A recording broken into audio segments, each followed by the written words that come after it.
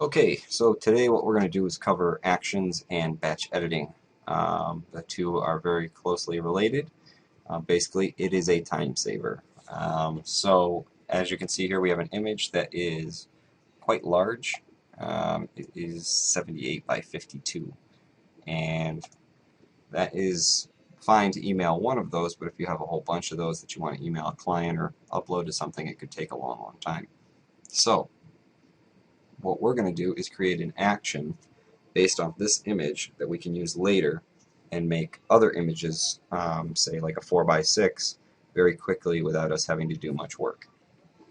So by default, Photoshop will not have the Actions window open.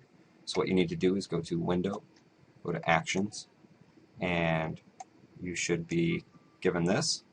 And it might be squished down kind of like this, and you can just drag and make it bigger if you want. As you can see, there are custom ones that Photoshop gives you already built in here. You can use those if you want. What we're going to do is create a custom one right now.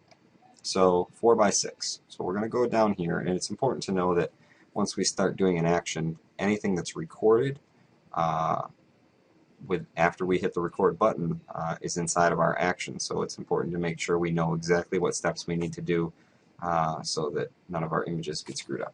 So this new button down here, and we're going to give it a name. We're going to call it 4 by 6, and we're going to hit record. So the very first thing we are going to do is go to Image, Image Size, Width. We're going to change to 6. It automatically changes the height to 4 because we have these options here checked, and we're going to hit OK. And we're almost done. And so now we need to go up and save, File, Save As, and we're going to save this into this folder and hit save. I'm just going to give it a different name. That, and hit OK. And then we can go down here and we can hit stop. Okay, so we can close this image. We're done with that. All we needed that image open for was to create a action.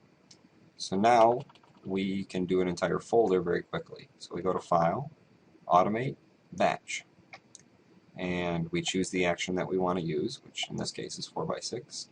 Source folder, which folder do we want to do this to? And we know that it's this folder.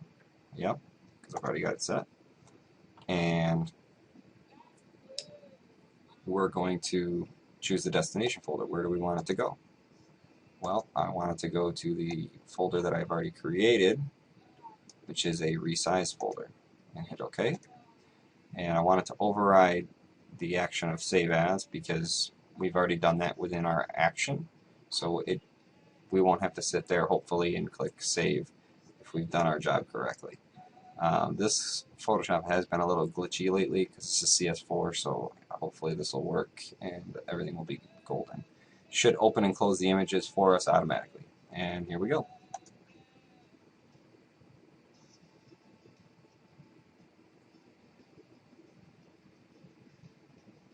So it's opening them, and I don't know, glitchy. Must be a same name in there. No, cancel, continue. If it finds something with the same name, it will alert you like it just did for me to make sure that you don't override anything that you may not want. And so it's opening and closing all these pictures for me very quickly. There's another one with the same name, so we better cancel that one.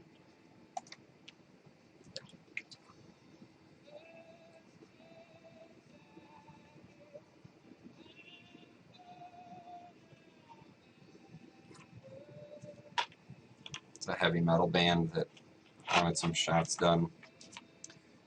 Very low budget group that just started out in Olean. So should be just about done.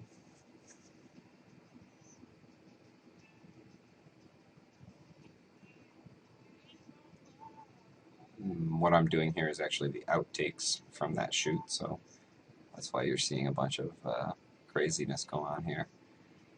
It's always fun to look back at the outtakes of a shot.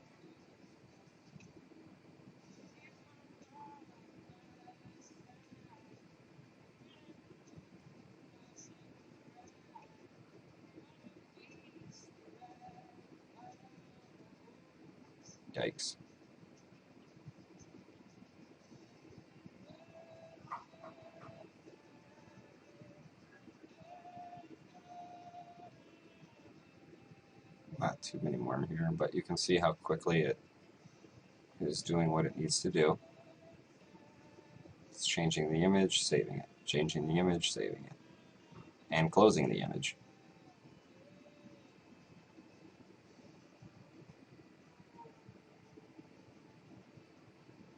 So this shoot was actually interesting because we did it in a dance studio, so it was the only space that they had available to do it. And so there was a lot of post editing being done after the fact to make it look much more grungy than it actually was. These guys were very, like I said, very low budget, so they didn't have a lot of money for anything. So I'm a sucker for that, of course. So I feel bad for people.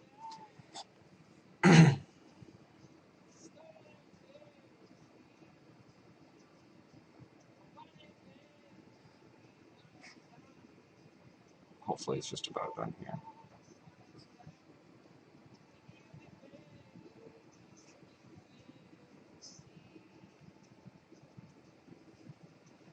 And you can stop it if you really wanted to. If you realized you made a mistake or something, you could stop the entire process um, just by clicking on one of the X's on the images. It'll prompt you to stop. I don't think we have too many more to go through here, so hopefully it will.